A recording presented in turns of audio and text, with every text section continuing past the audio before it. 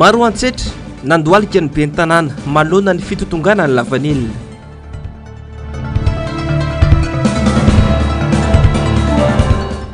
Lalana tsara sotra nisy nangalatra ireo lampe cobra efa polisany Tsidama. Pastora Laza no Menjanahary manana andraikitra amin'ny fiainam-pirenena kristiana. Tompoko lasy sy tompoko vavy ankafaliana sy ampitiavana no iara-bakanao amin'ity ariva ity tonga sondry ianao atao anatin'ny fotoana ny fampalalam-bavao ny fahitalavitry ny MBS asaiko ampanajana sy ampitiavana ianao fanaraka ny vavao hatramin'ny farany. Vavao ny fampianarana avy hatrany mampanahy ny tahan'ny fampidirana ny zaza an-tsekoly amin'ity taom-pianarana 13 sy 14 sy 20 ity. Nanamafy ny filohan'ny fikambanan'ireo sekoly tsy miankina eto Madagasikara na ny ao anivon'ny UEPM izany fa tsy misy atsasany akory amin'ireo mpianatra teo aloha no nahavita ny fisoratana anarana mandrakity ny androany. Germain Menjanahary sy Mathieu Prince. Isan'ny mampitaraina fatratra ireo iray aman-dreny amin'izao fotoana izao ny fampidirana mpianatra ho an'ny eto ampianarana ho avy io. Iray volana tsy gadona ny fidirana mpianatra 100 amin'ireo mpianatra teo aloha ihany no miverina ho an'ireo sekoly tsy miankina sasany. Nanamafy ny filoha nasionaly ny Union des écoles privées de Madagascar androany fa mampanatanteraka ny tany fidirana zaza malagasy an-tsekoly amin'ity taom-pianarana ity. Raha ny fazotony ray aman-dreny ny talapavitry ray aman-dreny manoratra ny zanany aty an-tsekoly raha tsika miteny zao raha misy de 10% mpianatra teo aloha no tonga efa misoratra anarana hatramitsika zao miteny zao io moa zany raha malala ny vidim-piainana somary tsy hoe somary fa tena miakatra ny vidim-piainana ka tena hita tokoa zany fahasaranan'ny ray aman-dreny ka any de vitsy ny ray aman-dreny hatreto aloha zany manoratra ny zanany aty an-tsekoly. Ho anay manokana dia misy ny fandaminana zay atao ny ray aman-dreny mba fampitondrovana sy ahafahana mampiditra ny zanaka malagasy anatin'ny sekoly dia ny anay ny frais généraux de zaraina anankiroa mba hampirindra anazy amin'izay ny écolage indray de amin'ny fidirana mihitsy vao mandoa ny saram-pianarana. Raha ny tena marina raha ny vidim-piainana dia rariny raha ohatra ka tokony hiakatra ny saram-pianarana ny frais généraux satria mitovy amin'ny ray aman-dreny ireo mpampianatra ireo koa mampianatra zanaka sakafo mandofa trano mandoa jirama de logika zay fa raha ho anay manokana moa zany dia hatreto aloha zany tanatin'ny 2 taona zay dia tsy nampiakatra ny saram-pianarana mihitsy sy ny frais généraux. Ny garabola ny betsaka amin'ny soratra anarana ankehitriny ho hiatrany ny fanazavana. Maro tamin'ireo ray aman-dreny no nisafidy ny ampianajanaka amin'ny sekolim-panjakana noho ny olana arabola. Raha jerena moa zany ho an'ny afaka fanadinana CPS ny BPC ireo ny tena betsaka ny tsy miverina ny anton'izay moa zany dia mitady vahaolana ampidirany ny zanany any amin'ny école-mpanjakana. Raha jerena zany amin'izao ny tena hoe betsaka misoratra anarana zany de le ray aman-dreny vao apiditra ny zanany zany hoe ny amin'ny presco zany no tena betsaka no manoratra anarana. Sekoly miisa 100 mahery no mikambana ao amin'ny UEPM manerana any Madagasikara. Tsy mifanalavitra amin'io avokoa ny antotanisa raha toka 520 isanjato no antotanisa ambony indrindra iray volana tsy hidirany mpianatra izao. Tsy misy vahaolana mihitsy hatreto ny commune Antananarivo renivohitra manoloana ny fivangongon'ny fako. Lokaloka ny ben'ny tanàna mihitsy anefa ny resaka fako tamin'ny fampielezan-kevitra izay nataony. Raha ny fanazavana nambaran'ny mpanolontsaina an-tanàna Antananarivo renivohitra dia tsy fampiny ny vola no antony tsy mahavoroaka ny fako eto an-drenivohitra ireo. Ho an'ny mponina kosa dia tsy mahavita ny asany ny ben'ny tanàna. Jessica Miray sy Manora Andriamalala. Ny ben'ny tanàna Antananarivo renivohitra amin'izao no anisan'ny ady fatratra ny hamerenana ny fitantanana ny fako ho eo anivon'ny commune Antananarivo renivohitra. Teo aloha tokoa dia ny ministeran'ny rano no nisahana ny fakana ny fako. Natsangany commune ary ny orinasa miandraikitra ny fandraofana ny fako eo anivon'ny commune, ny société municipale d'assainissement na ny SMA. Nanomboka teo araka izany dia ny commune manontolo no miantoka ny fandraofana sy ny fakana ny fako. Izao anefa raha mahita, mivangongo ny fako, maloto ny tanàna, tsy nahavita ny asany na ny ben'ny tanàna na ny SMA. io nefa ny zavatra misy hitatsika sasatra zahay mpanolotsaina teto ny tabatabata ao anatin'izay mandana izay ny amin'ny hoe ireto société municipale apetrapetraka sy atsangatsangany etseroa reto a dia tsy hitondra soa sy hitondra tombontsoa any tanàn'Antananarivo satria raha miresaka SMGD fotsiny tsika dia misy fitsinjaram-bola ao anatin'io ny volan'ny commune izay efa kely nefa mbola any mihinana ihany omena n'izany société zany no efa nidradradradrainay teto ny tapatapahanay hoe mila foanana ireny société municipale ireny a averina madiodio amin'ny commune urbaine Antananarivo ny fitatanana ny fako ny fitatanana ny parking ny fitatanana ny zavatra rehetrarehetra izay tokony ho tatanana. Manamafy ihany koa Clémence Rariny fa maloto ny fitantanana eo anivon'ny commune tsy mangarara ny fitantanam-bola ka iantsony ny inspection générale de l'État na ny IGE anao fanadiadiny. Ny mpitondra raha teo miny tsy mahita ny olana eo anivon'ny commune. Dia io moa zany efa anaovana ianso foana hoe ny eo anivon'ny fitondram-panjakana amin'ny alalan'ny IGE tokony manao fanadiadiana momba ny fitantanana ny volan'ny commune, ny eo anivon'ny Sénat na ny antenimieran-dolona izay rafitra manaramaso mijery ny resaka fampandehanana ny collectivité territoriale décentralisée anaovana iantso ihany koa hoe jereo fa misy zavatra tsy mandeha amin'loha ny ato fa ny olana anie dia izao hoe miny manampitsofina ny fitondram-panjakana manoloana ty zavatra misy eto amin'ny tanàn'Antananarivo ity nefany reanay fa rehefa misy commune sasany izay tatanana be ny tanàna tsy mitovy loko amin'ny fitondrana dia anaovana fanamarinana fitantanana arabola. Ho an'ny mponina tsy misy tamberina ndraikitra ny etraloha tsy miasa ny be ny tanàna hitataratra izany amin'ny loton'ny tanàna sy ny faharatsy ny lalana. Le fako be aloha misavovola foana efa mahazatra iny dia tsy maintsy hoe hiainana tena mampaninona fa tsy hita izay atao tsy maintsy hoe miandry izay tompona andraikitra tena tsy miasa ny tompona andraikitra fa iandrasana foana fa ny eo ihany ny eo. Ny fahitako azy aloha hoe tsy arakitsika malagasy mihitsy le fandraokana fako ary zavatra hitako dia hoe tsy ampy mihitsy zany eo amin'le fandraisana andraikitra.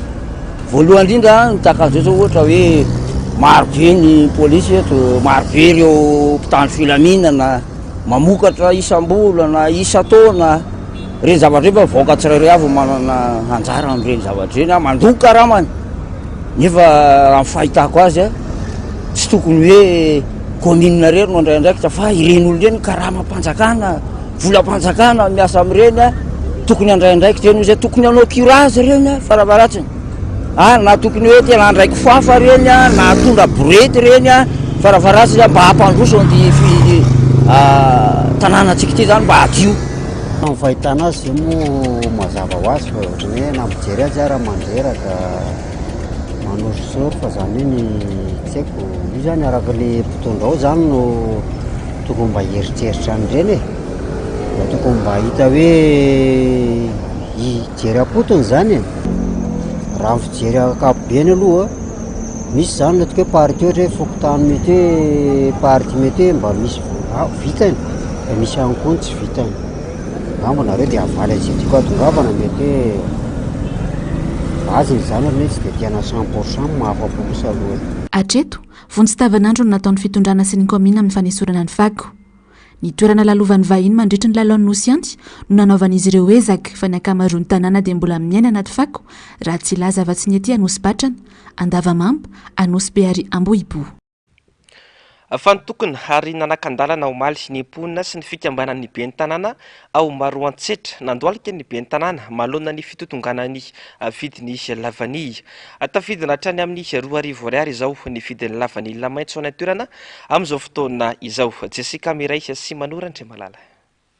Ny lavanilina no anisan'ny tanàna loha laharana amin'ny fampidiram-bola vahiny eto Madagasikara. Eo anelanelany $200 sy $700 eo ny ray kilao amin'ny lavanilina eo amin'ny tsena iraisam-pirenena. Talohan'ny taona 2024 manodidina ny 2 ariary eo ny ray kilao amin'ny lavanilina maitso teto Madagasikara. 10 tapitra ariary kosa no andraisan'ny mpanangam-bokatra ny vidin'ny lavanilina efa voakarakara talohan'ny taona 2024 hatrany. Tafisiaka hatramin'ny 2 tapitra ariary kosa rehefa ondrana any ivelany. Nanomboka ny taona 2024 ny totongana tsy misy oatra izany ity sehatra ity. 2,000 ariary amin'izao ny vidin'ny kilao ny lavanilina iray maitso any Maroantsetra any. Sady efa mitotongana ny vidiny no tsy misy mividy ihany koa. Notarian'ny ben'ny tanàna ny mpamboly tao Maroantsetra omaly. ny tokony asina nakan-dalana nobahanan'izy ireo ny lalam-pirenena fahadimy dia eo anelanelany mananara sy maro anjetra. Ny lavany tompoko sisa mpividy mijaly zahay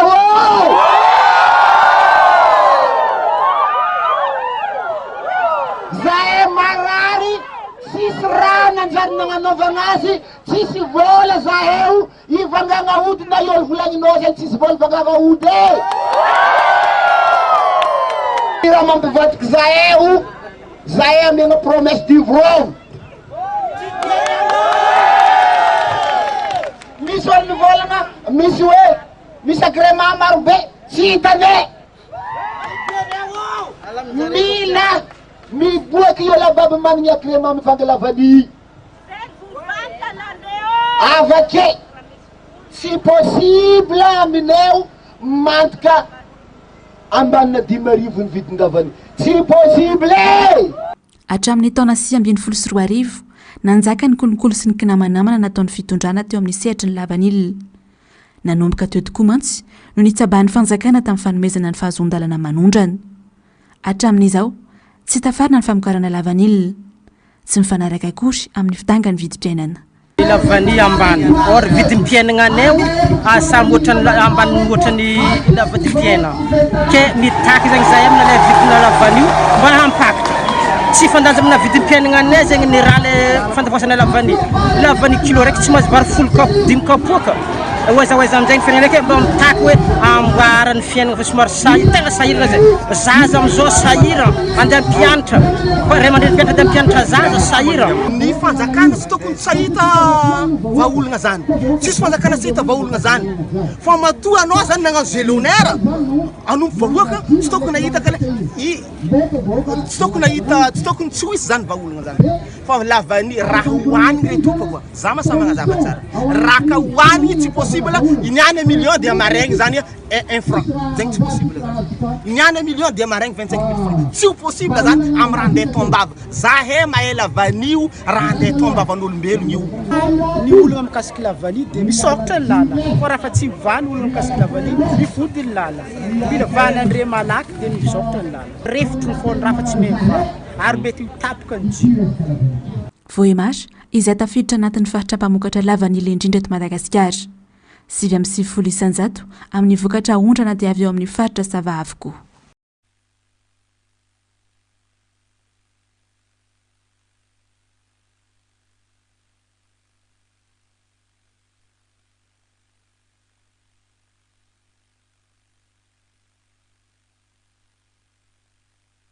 Jiro tapaka lava, rano tsy misy, lalana tapitra potika, manjaka ny kolikoly, fanadina mpanjakana gaboraraka. Sombony amin'ny tsy fahombiazana izao fitondrana izao avokoa ireo. Betsaka ny fitondrana ny fandimby, Repoblika faefatra no iainana amin'izao.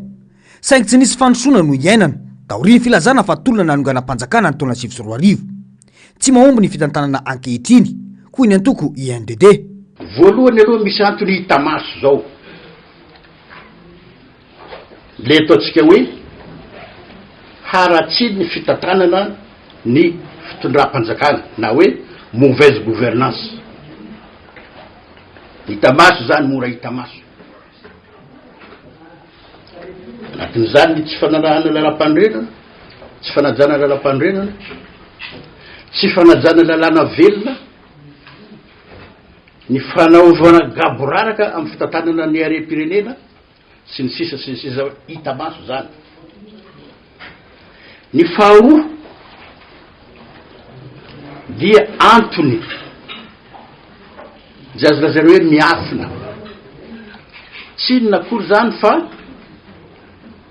ny fisian'ny fitondra, ny fisian'ny fahefana mivangombo amin'ny toerana anankiray, ary indrindrandrindra amin'olona anankiray. Tsy hoe olona hoe ianona sy ianona io fa fonction zany hoe ny filohan'ny republika zany. Mivangombo amin'io zany ny fitondrana rehetra, ny fahefana manko hoe ny fahefana rehetra zany. Voapirofo amin'ny fiainana andavanandro ny malagasy io tsy fahombiazana io. Folo isanandro raha kely indrindra no tonga mangataka fanampiana hatramin'ny sakafo arapaka isanandro. Eo ambaravarany raha ho any député fetra raha lamizafombololona manokana raha ny isan'andro aka ataoko hoe amin'ny akapobeny akoatry ny antso sy ny olona mandondona raha tambatra zany reo ny olona mandondona sy mampaneny sonnerie ao atokotaninao sy ao ambavady a sy ny antso atarby dia manelanelana manomboka ao anelanelany ray a ka hatramin'ny 10 isan'andro raha kely a ny fitarainana ny antso vonjy amin'ny lafi maro akoatra nyreo atao hoe mahazatra moa le izy fa mampalelona mahazatra arany hoe ny tsy fahitana zay ho arapaka isan'andro dia ao ny tsy fahasalamana rehefa tenin'ny président reny manao hoe malagasy any amin'izao fotoana zao dia sanatry misy ny aretina mafimafy mazo azy dia fahafatesana no andratsany zao tsika tonga amin'ny fotoana fampidirana mianatra ny zanatsika ny mpianatra na any amin'ny sekoly mpanjakana io na any amin'ny sekoly tsy miakina tsy manana intsony ilay vahoaka tsy manana ny akamaroany vahoaka fa aty amin'ny solombavam-bahoaka no midodododo aty no mandona zany zao a lasa andavanandronay indrindra amin'izao fotoana alohany araky ny teniko teo hoe isaky ny fotoana fampidirana ny mpianatra fanaovana ny inscription fandoavana an'ireo droit isatsokajiny sy ny inscription droit aloha amin'ny fanoratananarana ny ankizy dia miverina hatrany zany olana zany ary mihamafy satria ny vola miditra tsy mitombo ny sarany rehetrarehetra na ny any ampianarana ny nefa miezaka hono reo any amin'ny sekoly tsy miakina tsy de mampiakatra an'izany saram-pianarana zany de zany rehetrarehetra zany a iainanay amin'ny andavanandro ho anyity député ity dia nao mafisiny fa raha mandroso ny firenena tsy nila tosika sy vatitsinjo irearian'ny mpitondra ankehitriny io tsy tokony ho matikambo intsony ny mpitondra ankehitriny sy ny pomba azy ka sa ilaza fa mandroso ny malagasy amin'izao fotoana fa mbola miteraka resabe sy ady-hevitra maro isan-karazany sy ny noty izay navoaka ny ministera ny atitany sy ny fitsinjaram-pahefana izay miatso ny préfet sy ny chef district anao tatitra ny asany vitan'ny gouvernemanta amin'ny faritra izay iady idiany izy ireo fanapara-pahefana izany ho nisy nombafam-bahoaka tima ary fanaovana fampelezan-kevitra sy fampiasana ny fitaovam-panjakana amin'izao akatoky ny fifidianana izao Jessica Miray sy Manora Andriamalala. Ny 17 jolay teo no nivoaka ny noty avy amin'ny ministry ny atitany sy ny fitsinjaram-pahefana fa tokony anao tatitra amin'ny vahoaka ao aminy ny préfet sy ny chef district mikasika ny asa vitan'ny gouvernemanta. Fanaovana politika andrafim-panjakana izany amin'izao 3 volana tsy hatongava ny fifidianana izao. Efa betsaka ihany koa ny fanehoan-kevitry ny mpanao politika mikasika ity noty mitondra ny laharana 220/320 tsipika mida ity. Izany ny filohana Antoko Madagasikara, Marc Ravalomanana. Teo ihany koa ny sekretera jeneral'ny Antoko Monima izay nanamafy fa fampiasana andrafim-panjakana amin'ny resaka politika ity noty ity. Manamieloka izany ihany koa ny solombavam-bahoaka Antoko Madagasikara. Melohako tanteraka ny famoahana an'izay fanapahan-kevitra zay amin'izao akatoko ny fifidianana zao satria efa fotoana fosisy no hitantanana ny zao fitondrany zao ny atao hoe ao anatin'ny mandat zay misy azy kanefa de zao ve izy vao ampahafantatra ny programme anasan'ny fanjakana iny fotony ataoko fa tsy izay loatra ny tena tanjona fa zavatra hafa izay mipetraka amin'ny maro ny hoe ho sanatriny zany ho fanodikotonana ny voka-pifidianana ho avy no fanahina maro amin'ny olom-pirenena rehetra amin'izao fotoana zao. Mbola mitoy ihany koa hatreto ny antsozay ataony fitondrany amin'ny antoko politika hafa.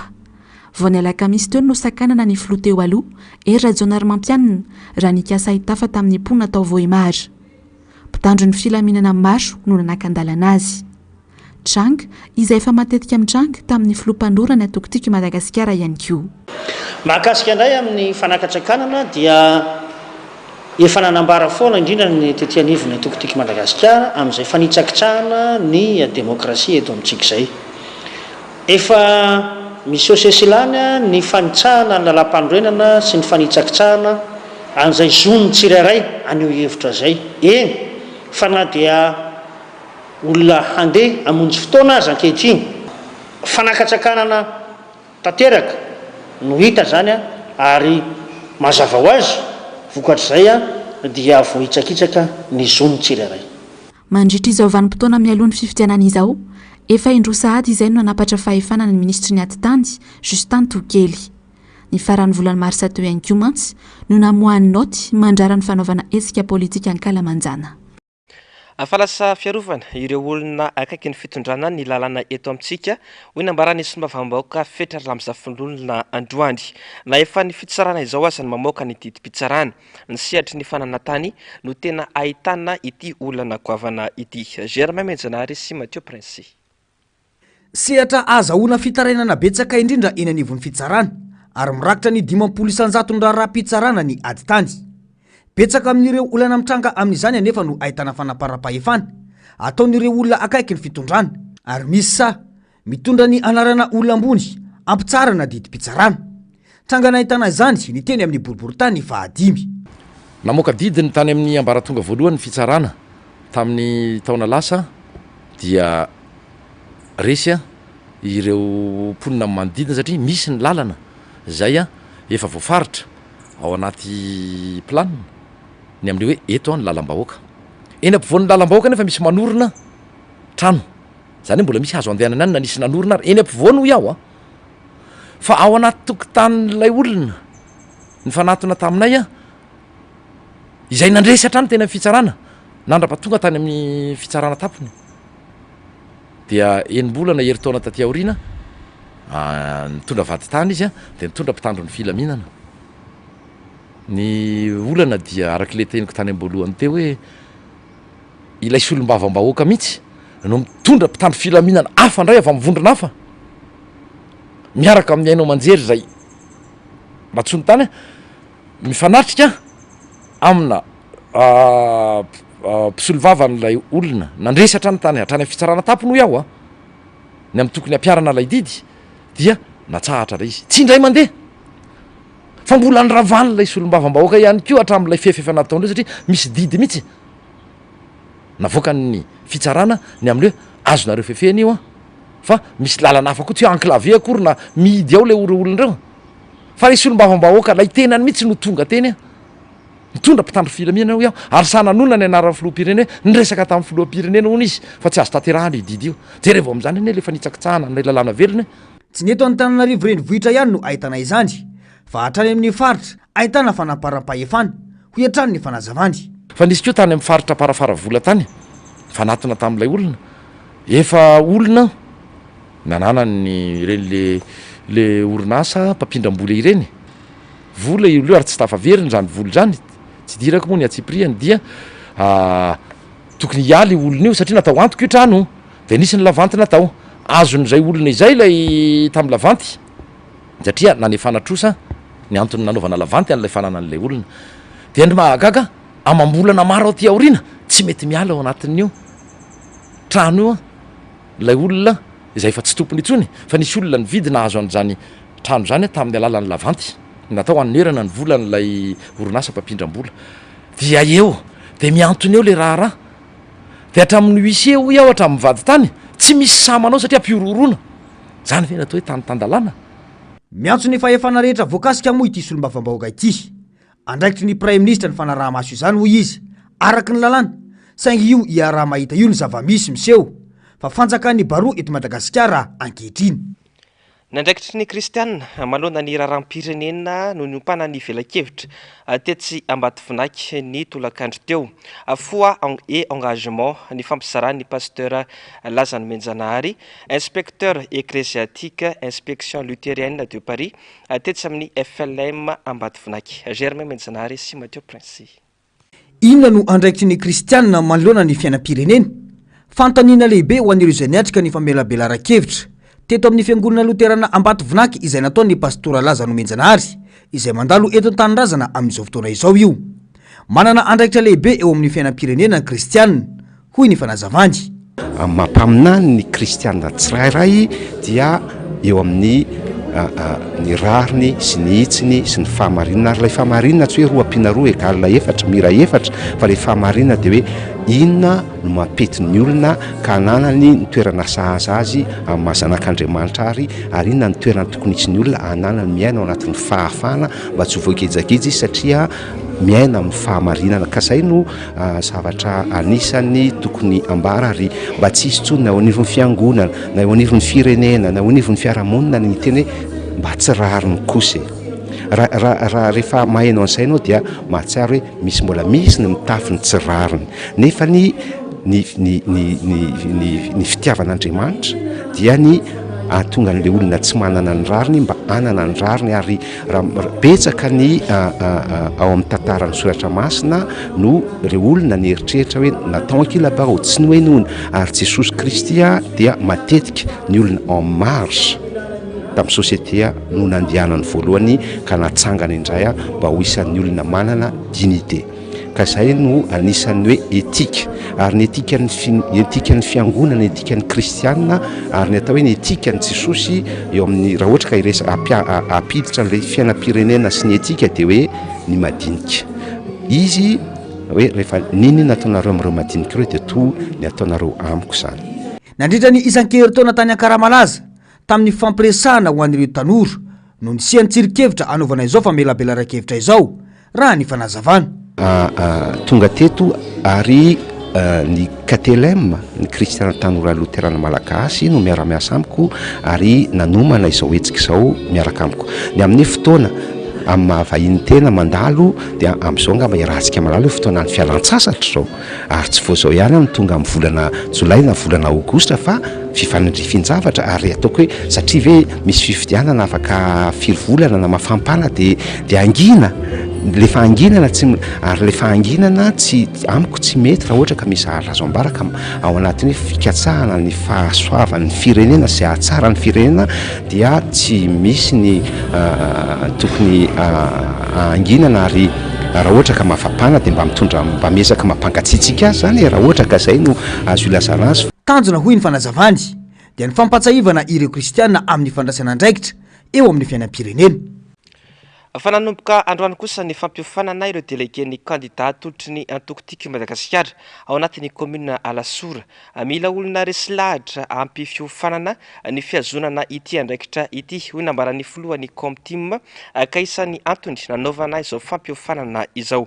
Angom-baovao nataon'ny Germain Menjanary sy Mathieu Prince.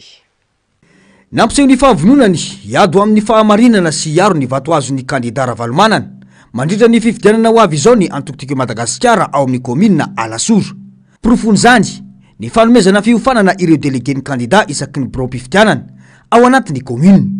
Ny amin'ny fiomanana ny amin'ny fampiofanana ireo délégué sy ny mpanara-maso ihany koa ny fifidianana fa tsy ny délégué irery ihany alohan'ny fifidianana mandritra ny fifidianana sy aorianany fifidianana ihany koa ary izay no antony nanentanana ireo mpikatroka tiako Madagasikara rehetra izay vonona ny amin'izany ary androany moa zany no andro voatondro sy ny fanarahana tamin'ireo mpampiofana izay nalefa ny biro politika avy any amin'ny tiako Madagasikara. Ny tanjona ao anatin'izay zany dia ny tena hoe fanaraha-maso ny safidin'ny vahoaka izay ny Antokotiko Madagasikara mandrotsaka candidat ary ny safidy ny olona ihany koa zany izay hoe tena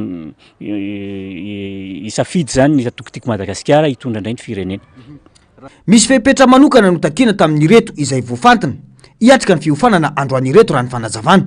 Izay ny antony aloha nanomezana fampiofanana an'ireo olona ireo hoe inona ny zavatra tsara ho fantatra amin'izany fanaraha-maso ny fifidianana izany sy hoe amin'ny maha-délégué izany dia tena tsara fantatra mialoha ary misy moa mifepetra izay apetraka ny amin'izany fa tsy ny rehetra akory no afaka manatanteraka ny asan'ny délégué de vote na ny mpanara-maso ny fifidianana fa misy fepetra maro izay takiana dia eo no jerevana zany ao aorianan'ity fiofanana ity ny mbola tsy maintsy ivoriana andaminana ny hoe iza no isana ny bureau de vote aiza fa ny atreto aloha zany dia mbola amin'ny akapobeany no zavatra izay atao. Santatra ambavarany ihany izao hoy ny fanazavana. Ny tanjona dia ny azahoana fifidianana madio sy tsy misy osoka ka ivoany tena safidam-bahoaka. Sehatra ray tsy nitsanempotra ny fampianarana teto amintsika hatramin'ny taona 2024 taratra izany ny tsy fahatombanana maro nandritra ny fanadinam-panjakana na tsesy ireny. Tsy misy lanjany ihany koa ny mpampianatra indrindra amin'ny sehatra tsy miankina. Ho fanomezana sehatra ny fanabeazana ary dia nisy ny fampiofanana nomeny solombavam-bahoaka na Tsimondrano ny mpampianatra avy amin'ny sekoly katolika tao Ambohijanaka androany. Jessica Miresy Andry Rakotomalala. Ny taona 4 no tsara indrindra ny tany fidiran'ny mpianatra na ny taux de scolarisation teto Madagasikara 4.4 isanjato. Ny totongana be izany nanomboka ny taona 4 nidina hatramin'ny 3,7 ary nidina hatrany amin'ny 9,4 mihitsy asa ny taona 2,4 izany hoe nanomboka tamin'ny fanonganam-panjakana hatramin'izao tsy tafariny intsony ny sehatra ny fanabeazana mahare fito sehatra ity eto amintsika hoy ny fanehoan-kevitry ny mpampianatra. Raha ny sehatra ny fanabeazana eto Madagasikara aloha dia hita sy tsapa fa mbola marefo, mbola maro ny olana satria mbola betsaka ny ray aman-dreny tsy afaka mampianatra ny zanany, mbola betsaka ihany koa ny olana sedrana isan-karazany na amin'ny lafiny politika mpanabeazana eo amin'ny fitondrana misy atsika. Tena marina zany raha tsindriko tsara dia tena marefo dia marefo aloha amin'izao fitondrana izao. Raha ny tena marina zany ny mpampianatra amin'izao dia lasa ohatry ny hoe tsy dia manana conscience ohatry ny hoe tiako tenena tsy dia manana misy zavatra lavaka be zany mbola atrehan'ny mampampianatra amin'izao vanim-potoana zao. Anisan'ny nanaovan'ny solombavambahoaka voafidy tao Antsimondrano ezaka hatramin'izay ny resaka fampianarana. Ankoatra ny fizarany boky, latabatra sy seza dia anisan'ny mizara fampiofanana ihany koa ny tenany. Anisan'ny sitraka izany ny mpampianatra avy amin'ny sekoly katolika ato Ambohijanaka. Mpampianatra avy amin'ny ambaratonga fototra hatramin'ny lycée manodidina 10,000.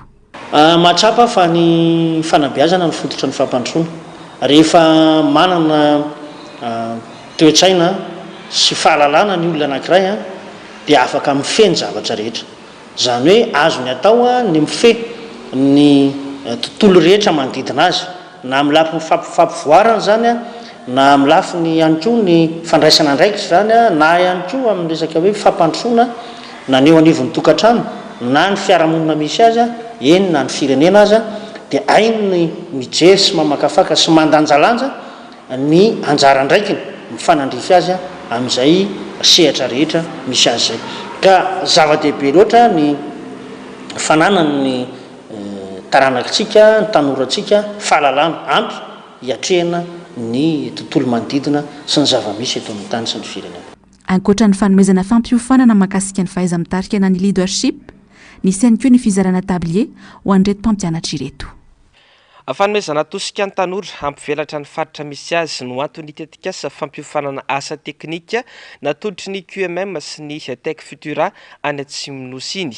Asa teknika mamaly ny filan'ny fananganana fotodrafitrasa eto amintsika ary eritreretina hitarina manerana faritra maro eto Madagasikara ity tetikasa ity. Avitra Sondrabe sy Mathieu Prince. Totosan'ny 10 Aogositra teo ny famolavolana ny drafitra hampiofanana asa teknika misy asivy tetikasa iarahan'ny Tech Futura sy ny orinasa QMM. Tanjona lehibe napetraka ny ahafahan'ireo tanora maro hamokatra mba ho fampandrosoana ny faritra. Asa toy ny fitondrana fiara lehibe, mpanao trano, mpandoko, soudure, plombier, mécanicien, ny mpikirakira ny herinaratra izay isan'ny ahazona tombony amin'ireo tetikasa maro miforona eto amintsika. Donc ce projet consiste à constituer un vivier de compétences locales sur des spécialités techniques et des métiers porteurs d'emploi. Cette initiative permet non seulement de former des travailleurs sur des métiers en tension au niveau national, mais aussi au niveau local, mais également de faciliter l'installation des investisseurs grâce à l'existence de ces compétences. L'enjeu est d'intégrer des dispositifs locaux de formation professionnelle des entreprises existantes pour améliorer l'employabilité des jeunes et leur opérationnalité en milieu de travail. Nous travaillons donc ensemble pour développer de nouveaux systèmes d'acquisition des compétences, comme l'apprentissage, surtout pour les jeunes en demande d'insertion professionnelle dans cette région de la Russie. Manananjara biriky avokoa ny rehetra amin'ny fampandrosoana, indrika iray ahafahana manova ny toe-karena eo amin'ny faritra iray, ny fahafahan'ny tanora misitraka fampiofanana araka-asa toy itony. Ankoatra ny tanora amin'ny faritra Anosy misy ny orinasa QMM dia afaka hisitraka ity fampiofanana ity ihany koa ireo any amin'ny faritra hafa manerana Anosy araka ny fanazavana. Fanisana angalatra avokoa ny jiro ny jirama voanapetaka tena amin'ny lalany tsara sotra raha ny fampitambavao. Miantso ny rehetra ho sary-piaro ka hiaro fananana iombonana ny eo anivon'ny jirama ary itoroka ireo mpanao ratsy. Vokatra izany moa ahina ny mety itombony lozam-pifamoivozana amin'ny toerana ity izay efa maizina kanefa mandeha mafy dia mafy ireo fiara. Eo ihany koa ny resaka tsy fandriam-pahalemana. afanikadona tany Antsiranana ny ariva teo ny afo olimpika ny Lalanosy ho an'ny ranomasimbe Indiana izay avy any Maurice. Atleta malagasy mono nitondra ny afo ny hazakazaka ny aingana teo amin'ny seranam-piaramanidiny Arasara ny azo ny kianja. Araka ny fandaram-potoana dia andalo mahajanga ny afo olimpika ny alahady 13 Aogositra anjarany toliara ny zoma 12 Aogositra any Fianarantsoa ny 15 Aogositra andray azy Tomasina ny alahady 20 Aogositra ary gadona eto Antananarivo ny 13 Aogositra ho avy izao. Eo amin'ny maresaka iraisam-pirenena indray mitoy ny famonoana-afo any Hawaii hatramin'izao atafiakatra 20 mahery ireo namony ainy ary ahina mbola hiakatra ity tarehimarika ity ho ny tompon'andraikitra mikorotana nefa ny famonjena ireo traboina sy ny famonoana-afo.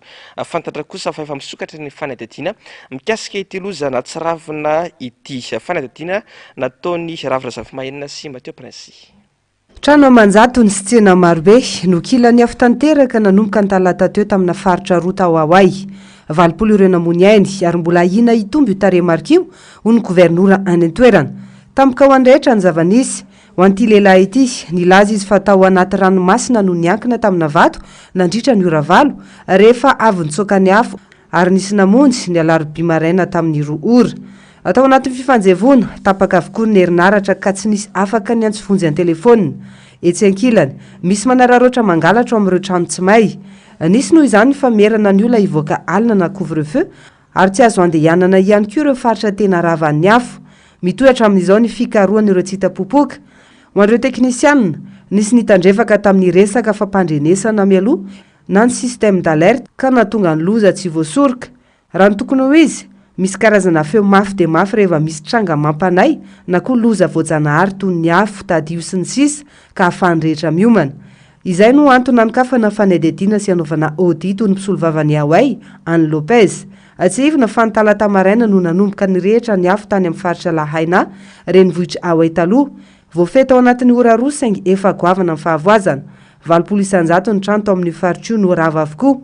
Tao anatin'izay ihany koa anefa nisy trangana firehetana tany Maui. Amin'izao fotoan'izao mbola misy ny firehetana ao an-toerana na efa voafehatra amin'ny 70 isan-jato aza ny afo. Dia izay ihany koa ry tompoko lahy sy tompoko vavy netoko manakatona ny fiarahantsika amin'ity hariva ity hisoraka ianao nanaraka ny vaovao hatramin'ny farany ampatsiahivoka ianao fa ny fandarana ao Anamarina araha ny fandarana Global News no arahinao aoriana izao fotoana ny fampalalam-baovao izao aoriana izay kosa ny roan'ny tsara indray amin'seho mitondra lohateny aveo bestman no arahinao mametraka ny veloma mandrapitafa ho manaraka indray tompoko lahy sy tompoko vavy veloma tompoko.